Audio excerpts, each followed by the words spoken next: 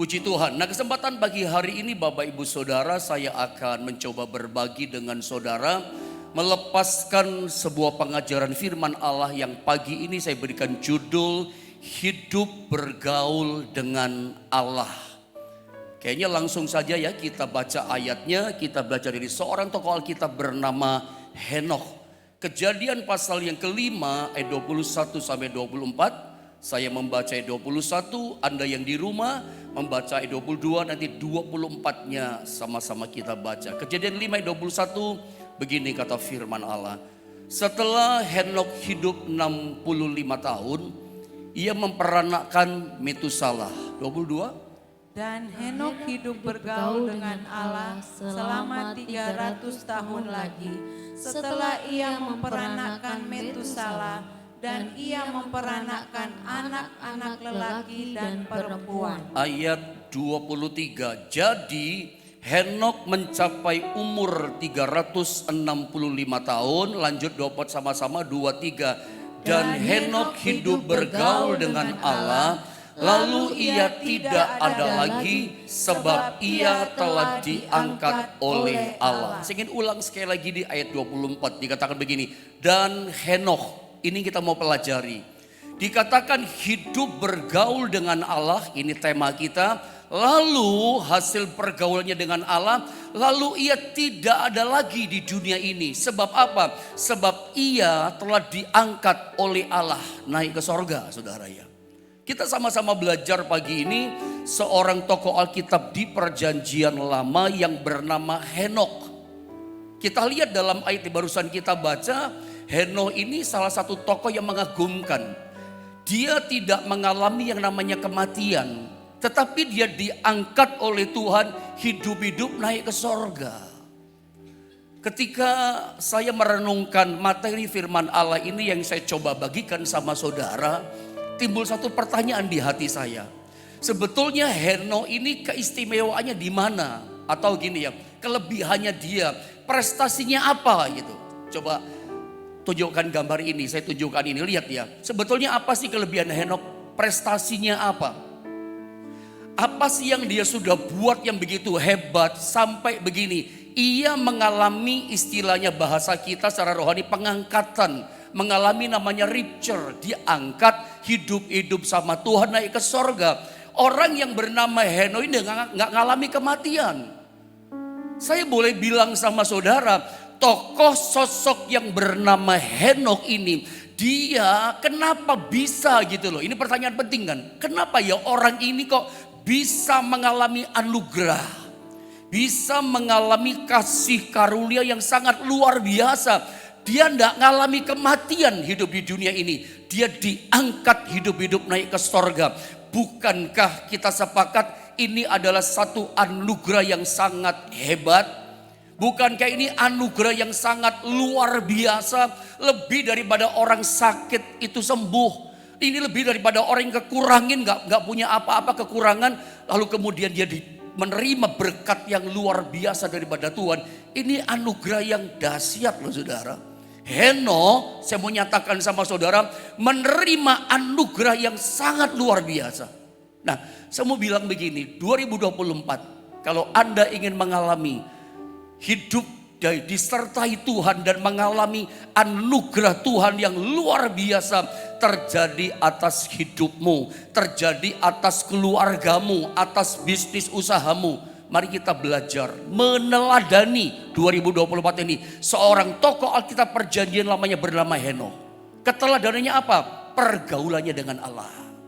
Kemarin kita belajar tentang Maria dan Marta. Bicara prioritas. Yesus ngomong sama Marta, Marta, Maria telah memilih bagian yang terbaik, yang orang tidak akan bisa ambil daripadanya. Kenapa gak bisa ambil? Pemberian spesial dikasih sama Maria.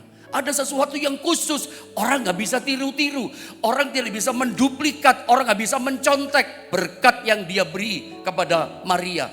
Mujizat yang diberi pada Maria, orang gak bisa tiru, hanya dapat luarnya, esensi intinya gak bisa.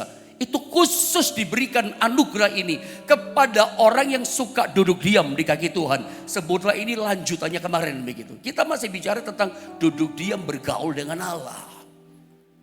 Ketika saya merenungkan firman Allah ini, Tuhan ingatkan saya satu tokoh lagi di Alkitab, tetap di Perjanjian Lama. Orang ini ternyata juga mengalami seperti Henok, tidak mengalami kematian, dan dia sama kayak Henok, diangkat hidup-hidup oleh Tuhan naik ke sorga. Ada atau siapa namanya? Namanya adalah Elia. Mari saya akan coba bawa saudara untuk sama-sama membandingkan. Apa sih bedanya antara Henok dan Elia?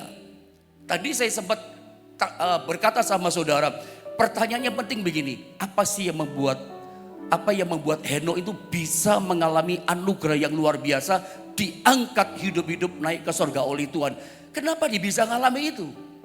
Dia hidup bergaul dengan Allah. Lalu kita coba bandingkan dengan tokoh yang lain bernama Elia. Kok dia juga bisa naik ke surga hidup-hidup, diangkat sama Tuhan, dan dia juga tidak mengalami kematian. Mari kita belajar perbandingannya, hebatnya di mana sih yang namanya Elia, dan bandingkan dengan namanya Henok. Prestasinya apa ini orang? Apa yang dia sudah buat yang sangat istimewa untuk Tuhan? Kelebihannya apa Henok bandingkan sama Elia? Sesungguhnya begini ya, coba lihat gambar ini. Mari kita bandingkan dengan pelayanannya Elia. Tentu kalau saudara baca di Alkitab, data-data yang detail tentang prestasinya Elia itu detail banyak sekali. 1 Raja-Raja, 2 Raja-Raja itu menceritakan kisah tentang Elia dengan seabrek begitu banyak prestasi yang dia buat.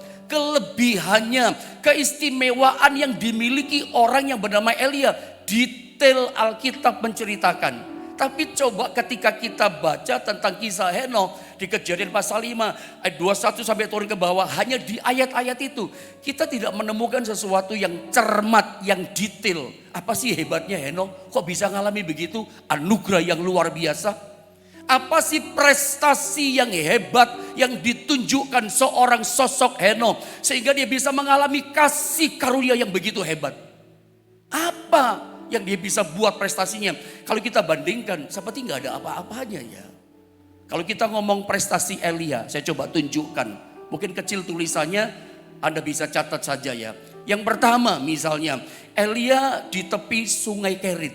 Anda tahu peristiwa kekeringan 3,5 tahun? Orang ini namanya Elia, itu dipelihara sama burung gagak. Ini sesuatu anugerah yang luar biasa. Ini istimewa orang ini yang dialami. Orang lain kelaparan, orang lain mau makan saja susah. Elia mengalami penyediaan di sungai Kerit. Burung gagak yang kasih makan. Tuhan itu spesialisasinya melakukan hal-hal yang mustahil. Elia alami itu. Kalau kita dengar ada orang bersaksi gitu setengah nggak percaya ya. Tapi Alkitab menuliskan ada orang pernah mengalami itu. Burung gagak datang tiap hari. Itu mungkin hampir 1 tahun setengah 18 bulan saudara ya. Itu burung gagak kasih makan pagi sore. Bukankah itu ajaib? Yang kedua, keistimewaan ya, kelebihan daripada Elia. Elia dan kisah tentang janda Sarfaat. Tepung tinggal segenggam dan minyak tinggal sedikit, tidak pernah habis sampai masa kelaparan selesai. Bukankah ini satu keajaiban luar biasa? Dan itu dilakukan oleh Elia atas kuasa Tuhan, atas janda ini. Hebat loh prestasinya. Belum lagi yang ketiga saudara ya, anak janda Sarfat mati dibangkitkan, dihidupkan lagi sama Elia. Saya tunjukkan prestasinya. Lalu api turun dari sorga. Ketika terjadi demonstrasi kuasa Allah, 850 nabi palsu, Anda ingat cerita itu di atas Gunung Karmel ya. Mendemonstrasikan kuasa, api dari langit turun, itu membakar korban. Dengan perkataan doanya dia bisa turunkan api. Ini yang pertama. 2 kali dengan ucapan kata doanya dia turunkan api. Ini yang pertama, membakar korbannya dia. Lalu yang kelima, dia turunkan hujan, buka langit lewat doanya. Tidak ada hujan 3,5 tahun dan dia perintahkan hujan turun, dan hujan turun dengan lebat. Dia bisa buka langit gitu loh. Bahkan yang keenam, dia itu pernah berjalan 40 hari 40 malam dari padang gurun sampai ke gunung Sinai. Gunung Horeb, gunung kemuliaannya Tuhan. Itu tanpa makan, tanpa minum.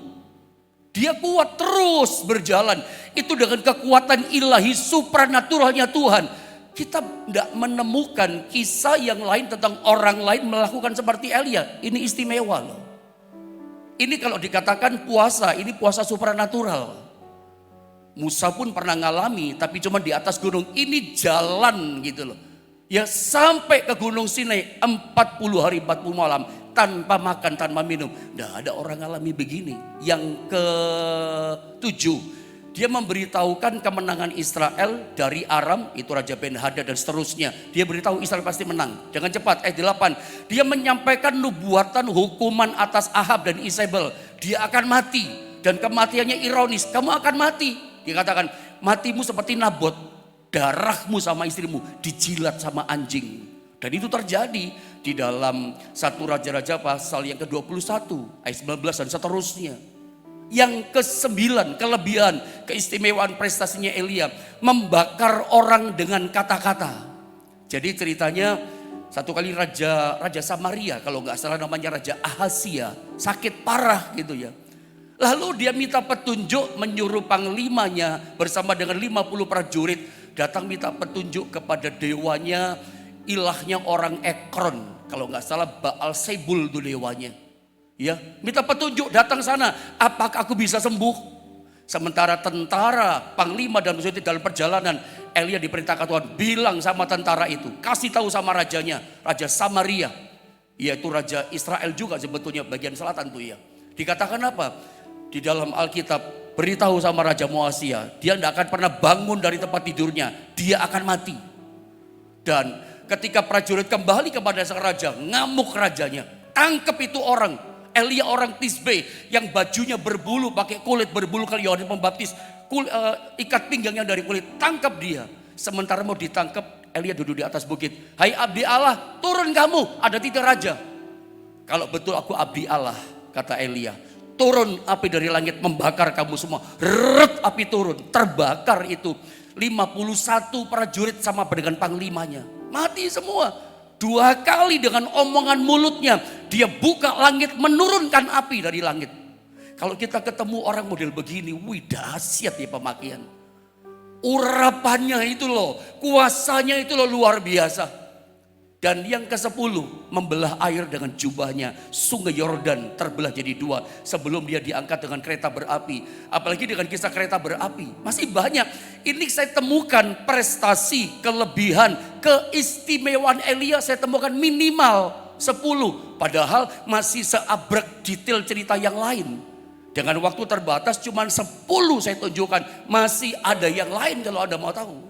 Baca di Alkitab. Nah, kalau kita bandingkan saudara ya, dua-duanya mengalami kasih karunia yang hebat. Dua-duanya mengalami anugerah yang luar biasa. Satu Henok diangkat sama Tuhan hidup-hidup, Elia juga sama. Tapi kalau kita membandingkan prestasinya, sepertinya Henok ini gak ada apa-apanya gitu saudara ya. Gak ada apa-apanya. Makanya saya tunjukkan sama saudara gambar ini. Henok itu tidak punya prestasi sepertinya. Yang banyak gak punya. Cuman 1 kalau kita ketemu di Kejadian 5 prestasinya Henok. Apa itu? Bergaul dengan Allah. Dia bergaul karib dengan Allah. Coba kita baca sekali lagi ini ayat supaya lebih jelas, lebih clear maksudnya ya.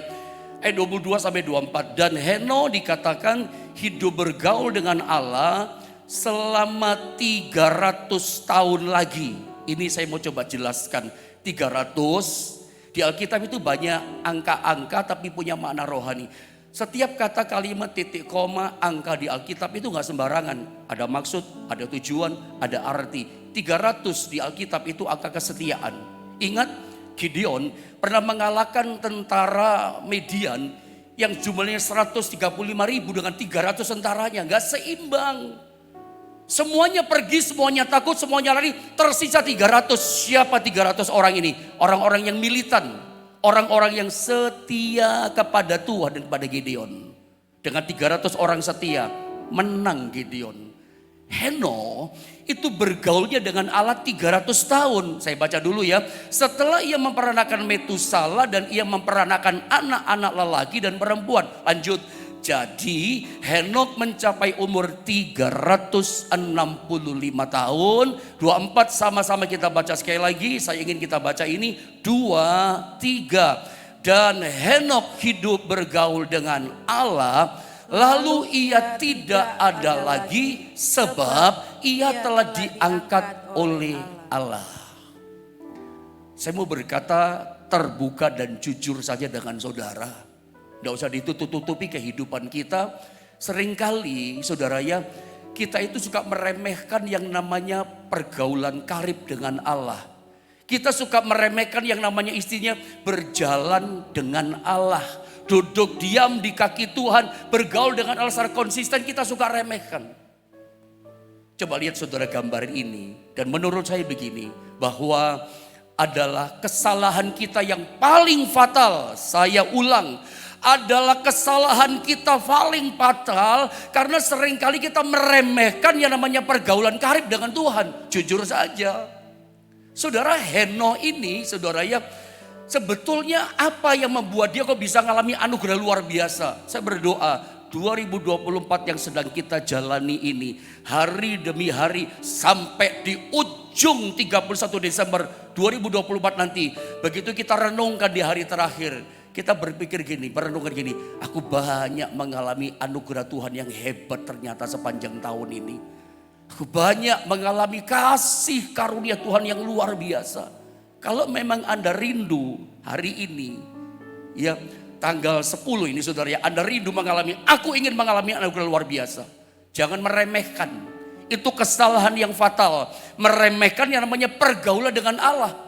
Memang kita gak seperti Elia, tapi kalau kita seperti Henok saja, bergaul karib dengan Allah, hidup setiap hari berjalan bersama dengan Tuhan, konsisten.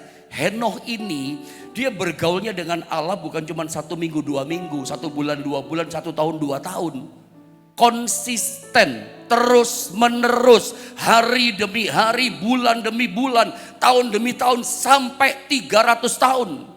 Sampai 300 tahun dia itu bergaul karib dengan Tuhan, konsisten, tidak ada yang bolong. Terus dalam suka dan duka, bahagia dan susah, hidup diberkati, hidup dalam masalah, konsisten terus membangun kehidupan, keputusan hidup yang bergaul konsisten terus dengan Allah. Sorry saya katakan, kebalikannya kita.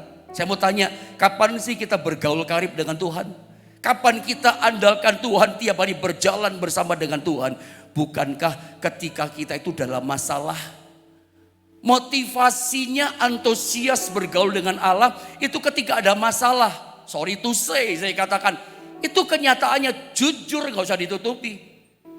Seringkali kita itu semangat, bergelora roh kita, mendekat sama Tuhan, intim dengan Tuhan, bergaul dengan Allah, cari Tuhan, dekat sama Dia. Itu ketika kita terpicu oleh kesulitan kita, penyemangat kita, kesusahan kita. Apa yang terjadi setelah ditolong oleh Tuhan?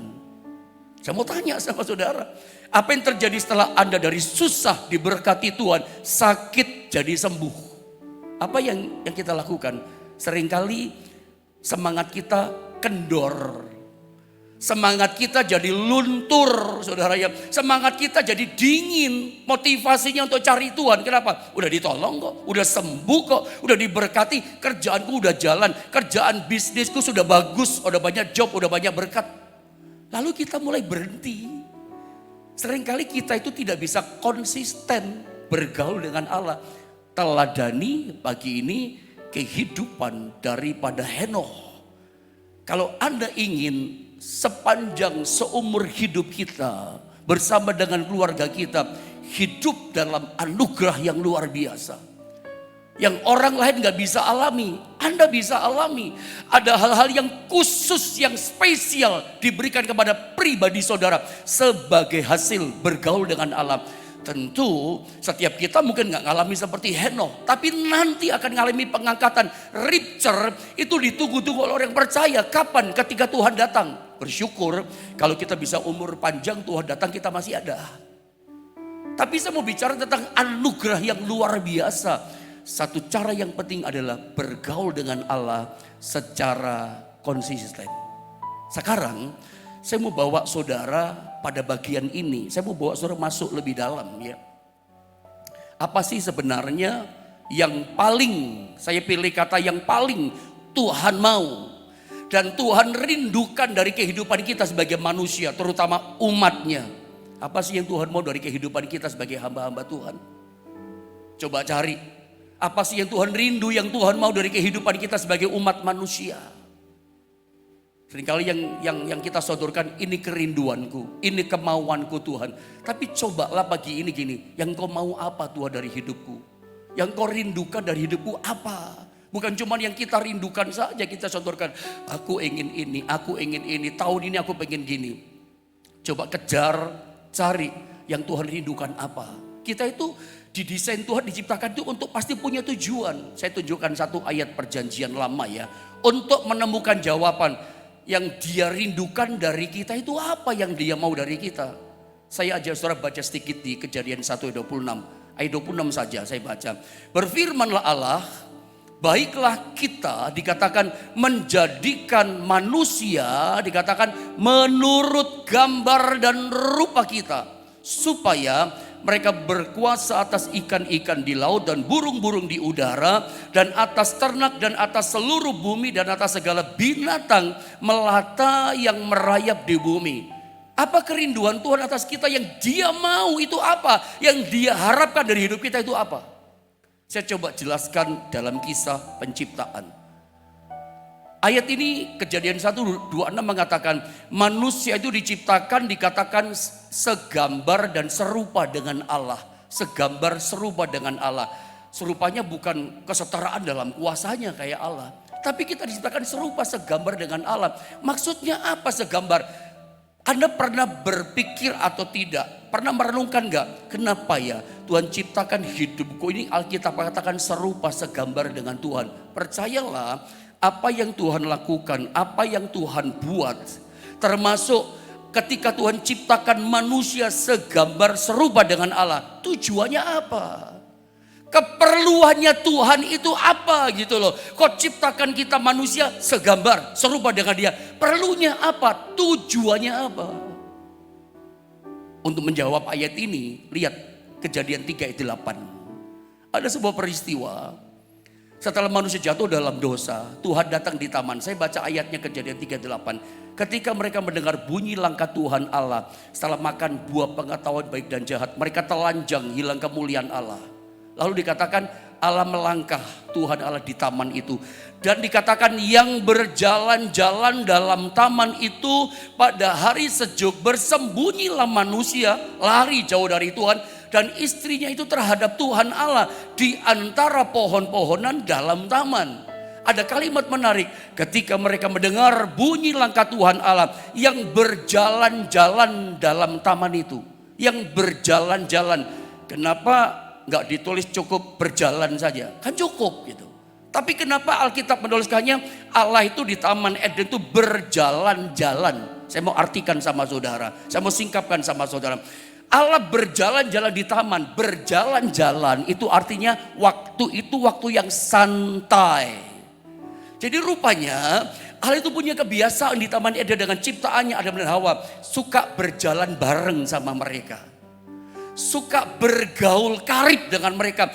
Itu kebiasaan Allah dengan ciptaannya. Percayalah gini, kenapa manusia diciptakan segambar serupa dengan Allah? Perlunya apa? Tujuannya apa? Tujuannya ya ini, pergaulan, berfellowship, intimacy dengan Tuhan.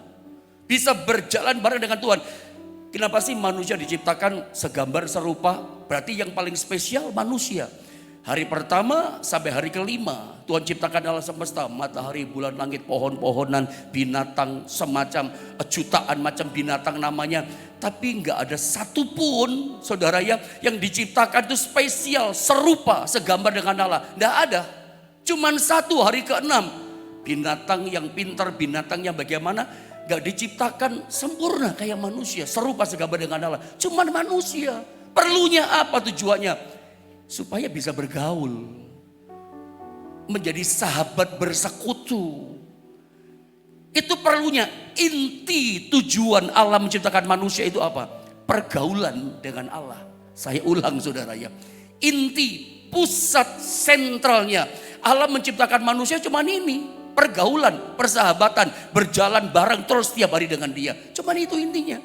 Dan kita tahu Tuhan sangat sedih barangkali hari itu. Sangat kehilangan persekutuan itu. Sangat hilang pergaulan persahabatan dengan ciptaan yang serupa segambar dengan dia. Cuman manusia yang bisa ngerti Tuhan. Bisa merespon hatinya Tuhan. Makanya diciptakan segambar. Tapi sejak jatuh dalam dosa, Allah kehilangan. Dan kita tahu sejak peristiwa itu, sejak kejatuhan Adam itu, Allah selalu mencari dari generasi ke generasi orang-orang yang bisa meresponi kerinduan cintanya.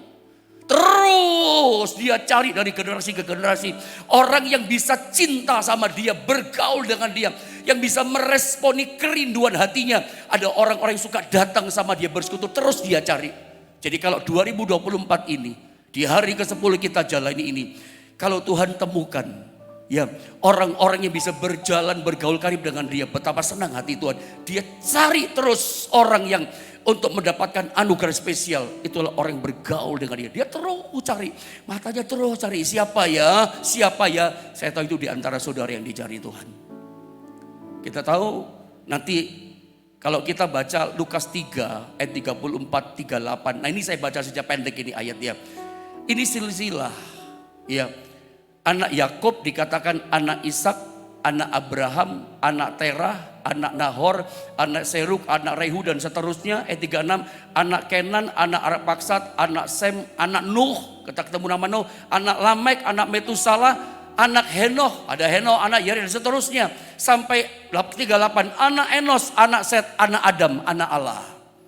Kenapa saya bacakan ayat ini sama saudara? Ini kan silsilah. Saya coba ingin gambarkan dari generasi ke generasi, Tuhan tuh cari terus siapa yang bisa meresponi kerinduan hatinya. Ketemu Abraham. Atau coba lihat ini, mungkin saya perjelas Matius 1, 2 dan 16. Saya tunjukkan ayat-ayatnya saja, kecil, tapi sengaja saya tunjukkan. Coba perlihatkan multimedia, ada garis merah ya. Saya kasih kelihatan ya. Muncul nama Ishak, ada nama Yakub. Saya kasih garis merah, ada nama Salomo. Nanti macam-macam nama. Ada catat saja, Matius 1, 2 sampai 16. Nanti kita ketemu tokoh-tokoh yang dekat sama Tuhan, bergaul karib dengan Tuhan. Tapi saya tunjukkan, ketemu Ishak. Abraham itu orang yang bergaul dengan Allah, disebut sahabat Allah. Lalu ada generasi berikutnya namanya Ishak. Apakah Ishak seorang bergaul dengan Allah? Menurut saya tidak, gitu ya. Memang saya ngerti Ishak itu adalah seorang yang diberkati sama Tuhan.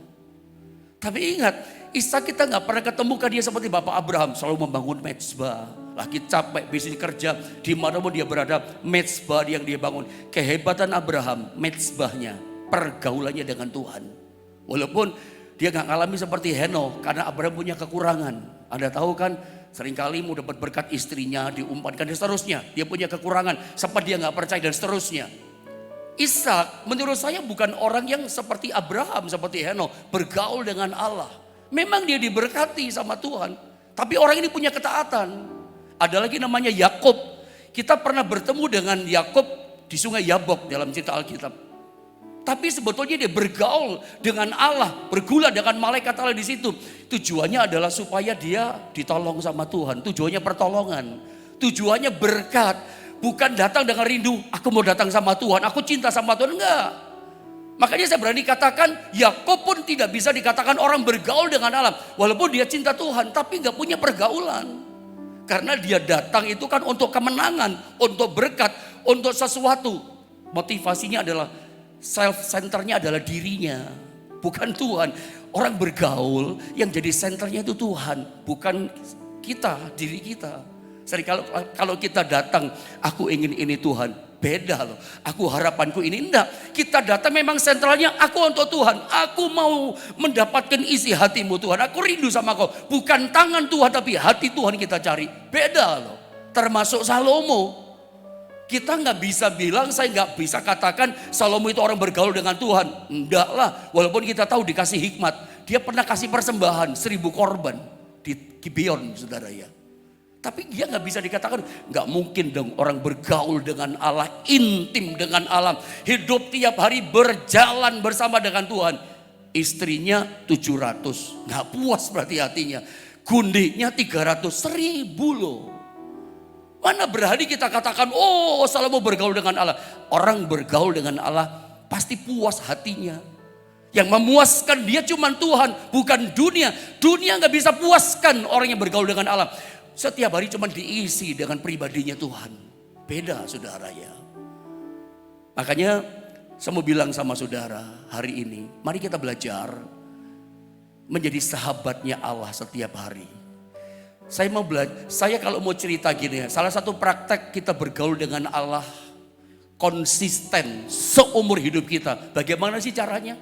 Kalau saya coba sharing boleh ya. Kalau saya mau kemana saja, saya dalam hati atau mulut ngomong, Tuhan saya mau ke Surabaya. Tuhan hari ini saya mau pelayanan di sana Tuhan. Saya ngomong sama Tuhan. Bahkan kadang sesuatu hal yang kecil saja, hal kecil saja yang aku rindu, kadang aku ngomong, Tuhan sebetulnya aku rindu ini loh. Hal kecil aku ngomong sama Tuhan. Jadi kalau Anda mau bergaul dengan Allah, satu sampai saat nanti Anda punya ketajaman rohani, sampai Anda bisa mendengar suara Tuhan. Itu bagaimana caranya? Bergaul setiap hari, dikit-dikit ngomong sama Tuhan gitu ya. Kalau Anda punya masalah, boleh kok ngomong, namanya bergaul. Namanya dengan sahabat bebas. Ya, namanya dengan sahabat tuh enak ngomongnya. Ya, kita bisa curhat sama dia. Aku ngalami ini loh hari ini Tuhan, kerjaanku lagi buntu Tuhan. Ngomong sama dia, belajar, bergaul, karib dengan dia. Itu contoh yang saya kerjakan tiap hari. Dikit-dikit saya ngomong sama Tuhan. Dikit-dikit saya bicara sama Tuhan. Bukan hanya pada waktu berdoa, lagi jalan saja saya ngomong kok sama Tuhan. Lagi setir mobil, kadang bicara, aku mau ngalami ini Tuhan, saya mau pelayanan Tuhan. Dan segala macam. Satu ayat saya tutup dengan ini, saudara-saudara lihat. Yohanes 15 ayat 14 sampai 15. Kamu adalah sahabatku, jikalau kamu berbuat apa yang kuperintahkan kepadamu. Kita melakukan yang dia mau, yang dia harapkan.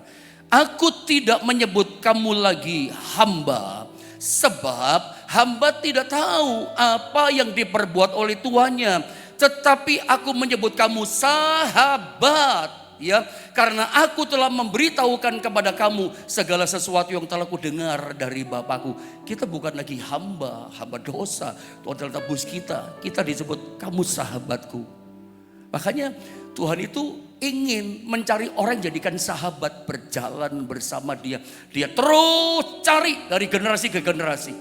Dari mulai ketemu Henokh, ketemu Abraham, ketemu Nabi Nuh, terus ketemu Daud. Daud itu seorang yang bergaul dengan Allah. Dia itu ngertiin hati Allah itu Daud. Tuhan gak minta, tapi dia ngerti yang Tuhan inginkan. Dia pernah membuatnya namanya kemah Daud. Tuhan gak minta loh, dan Tuhan gak marah. Dibikinin kemah Daud, itu tabut ditaruh di situ. Bahkan dia bikin yang namanya praise and worship. Kemah Daud itu ada namanya praise and worship, pujian penyembahan 24 jam non-stop, imam-imam terus memuji Tuhan. Tidak pernah berhenti pujiannya. Sorga diperlukan pujian penyembah daripada di kemah Daud oleh Daud, saudara ya. Tuhan tidak pernah minta, tapi Daud ngerti ini yang Tuhan mau. Tuhan senang dengan ini, Tuhan gak minta pun dia kerjakan. Coba siapa yang suruh Daud? Hatinya, kerinduannya dia. Dan sesungguhnya Tuhan cari loh orang-orang seperti ini. Dan orang-orang yang seperti Daud gitu ya, seperti Elia, seperti Henokh, yang bergaul, yang contohnya seperti saya tunjukkan sama saudara. Dikit-dikit ngomonglah sama Tuhan. Ada yang tergoda sama sesuatu, ngomong sama Tuhan supaya dapat kekuatan. Tuhan ada tawaran ini Tuhan, bagaimana? Bener gak ini Tuhan? Ngomonglah sama Tuhan. Orang Jawa katakan ngomong sama Tuhan. Ngomong, suruh ngomong kita. Pergaulan, persahabatan. Tuhan rindu cari sahabat yang terus diajak ngobrol. Jalan bareng terus dengan Tuhan. Makanya begitu manusia pertama Adam dan Hawa jatuh dalam dosa. Oh, Bapa di surga Allah sangat kehilangan. Makanya sampai hari ini dia terus cari. Yang dicari orang-orang seperti ini bergaul dengan Tuhan. Dan saya percaya kalau kita meneladani pergaulan dengan Allah 2024. Ada pasti mengalami namanya anugerah Allah yang luar biasa. Yang Tuhan gak buat sama orang lain, Tuhan akan buat sama kita. Kata-kata terakhir saya kasih begini. Tuhan telah meniadakan jarak, sahabat gak ya. Saat tinggal di dalam kita, ya saat tinggal di dalam kita setiap waktu dan setiap saat. Selalu bergaul dengan Tuhan. Saya percaya, saya berdoa, harapan saya Anda bisa menangkap ini teladan di kehidupan kita. Seperti tokoh-tokoh Alkitab yang saya sebutkan sama saudara. Hiduplah terus konsisten ya, jangan bolong. Konsistenlah, ambil keputusan. Karena bergaul dengan Allah itu keputusan kita. Ada banyak kita mulai kendor kan. Aduh malas aku doa. Paksa jiwamu, hai jiwaku. Kamu mesti doa, kamu mesti bergaul dengan Allah. Kamu mesti cari Tuhan, dekat sama Tuhan. Perintahkan jiwamu, ngomong. Kekuatan yang paling kuat itu ketika Anda ngomong sama jiwamu. Perintahkan jiwamu, mesti bergaul dengan Allah secara konsisten. Doa saya anugerah Tuhan dicurahkan limpah atas saudara. Mari sama-sama kita berdoa naikkan.